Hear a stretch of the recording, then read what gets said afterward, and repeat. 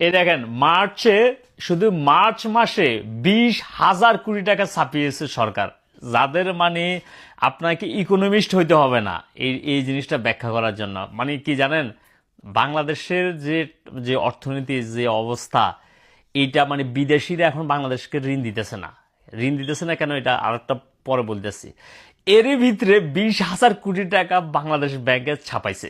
আর বাংলাদেশের ব্যাংকের প্রথম মানে এখন নতুন গভর্নরকে জানেন, এতে বিএনপির ইয়ার কি, সে সুয়েটার কোম্পানির মালিক, মানে আপনার টেক্সটাইলের মালিক।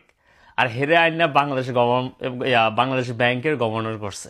আপনাদেরকে বলি যে এটা কিভাবে আপনাদের ইফেক্ট করবে, বিশেষ করে যারা প্রবাসী ভাইরা আছে, যেহেতু প্রবাসের প্রচুর ভাইরা আমাদের মানে আমার বিভিন্ন সোশ্যাল মিডিয়ার সাথে কানেক্টেড, অনেক কিছু আমার ভিডিওগুলো প্রপারভাবে দেখেন। আপনাদের সাথে এই জিনিসটা তুলে ধরতেছে, এটা আমার দায়িত্ব, ঠিক আছে। এই যে দেশে এখন টাকা মানে মানে লোন পাইতেছে না বিদেশ থেকে, দেশের মানে উৎপাদন ক্ষমতা নাই, দেশের রপ্তানি কমে গেছে জ্বালানি সংকটের কারণে, মানে গ্যাস, তারপরে আপনার বিদ্যুৎ, এরপর হচ্ছে আপনার সার কারখানা, সিমেন্ট কারখানা বন্ধ হয়ে গেছে, কারণ এটা প্রোডাকশন করতে পারতেছে না।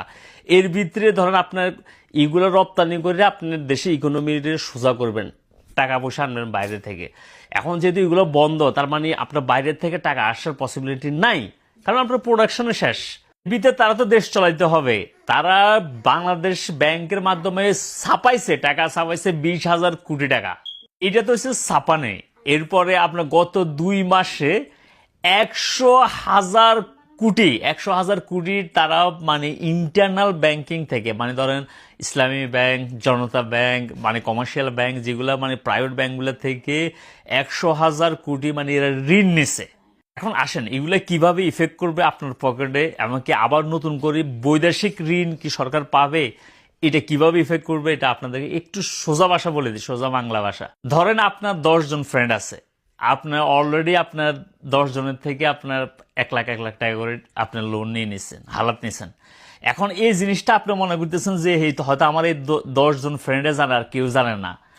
কিন্তু এই 10 জন ফ্রেন্ড থেকে যে আপনি লোন নিছেন, এটা কিন্তু আপনার আপনার পাশের বাড়ির সলিমুল্লাহর ফ্যামিলি হেরা জানিয়ে গেছে, বুঝছেন।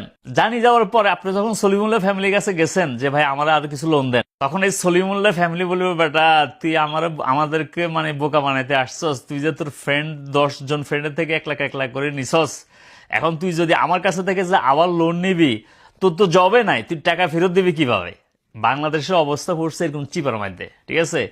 বাংলাদেশের ব্যাংকের থেকে লোন দিয়েছে, বিভিন্ন ব্যাংকের থেকে লোন দিয়েছে, এরপরে 20,000 কোটি টাকা ছাপাইছে। এরপর বাংলাদেশ ব্যাংকের